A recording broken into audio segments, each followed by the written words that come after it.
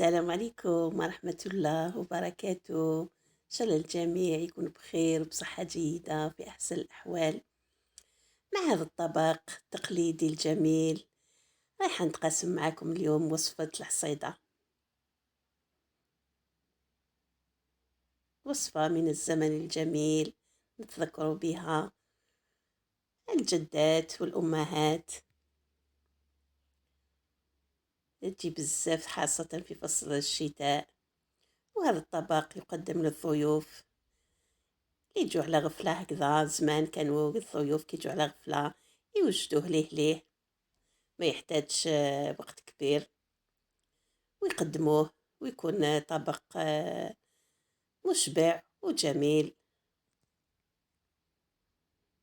يتقدم بالزبدة والعسل، وكاين اللي يحب يديرلو السكر. يعني هاد الأطباق الآن بداو ينساوهم شوية.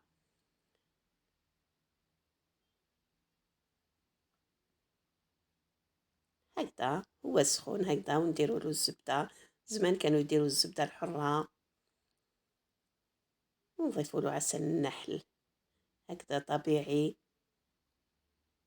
يحبوه الكبار والصغار.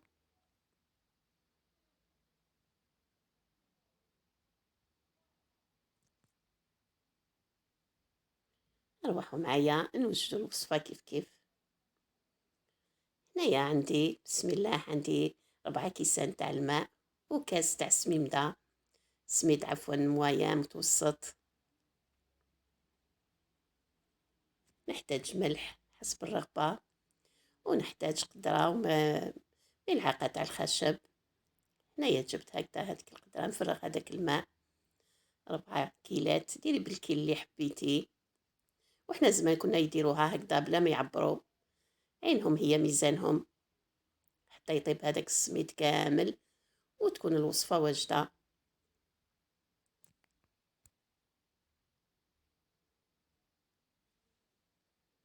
نضيف هذاك السميد مويان، تقدري حتى ديريه بالرطب لكن بالموية راح يجي أحسن. هكذا نخلطوه مليح وندوه فوق النار.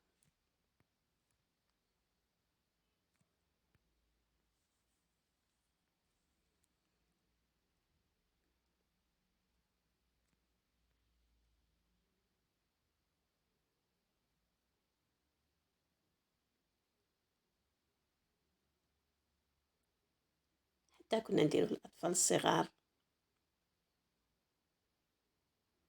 هكذا فوق النار. هكذا نخلطو بالملعقة هذيك تاع الخشب.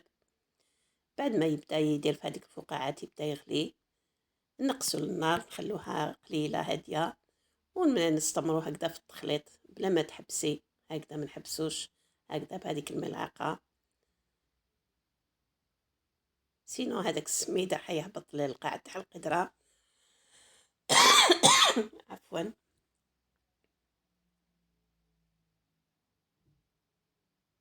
هكذا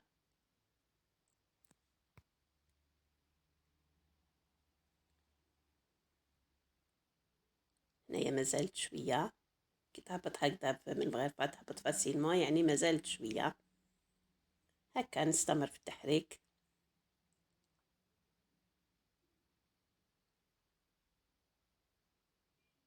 ها هي هنايا تبدا تثقل، راهي واجدة طابت. ما تبقاش هذيك الريحة تاع السميد، شوفوا ما تلصقش.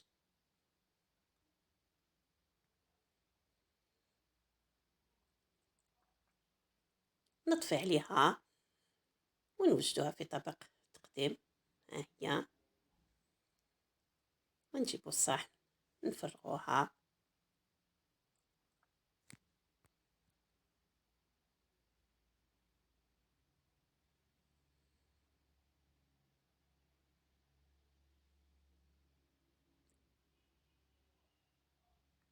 ها هي شوفوا ما لصقتش، ولا راح تلصق راح تخلي ذوق ماشي مليح، غير مرغوب فيه هذاك الذوق. هكذا نجيب ملعقة نديروها شوية هكذا في الماء.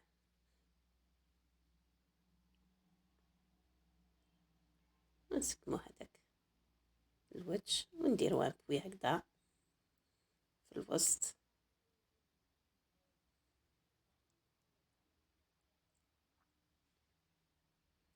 نجيبو الزبدة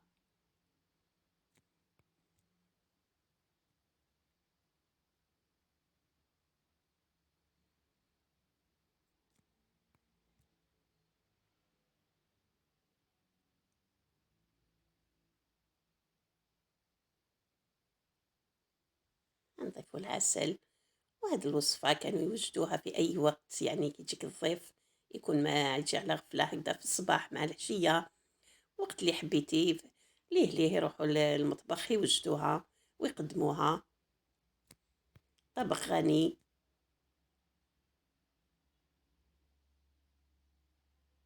ما نساوش وصفاتنا التقليدية وبنينة.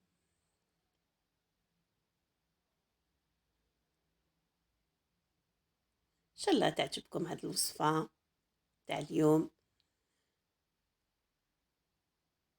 وإلى ملتقى إن شاء الله فيديو آخر إن شاء الله، والسلام عليكم ورحمة الله وبركاته.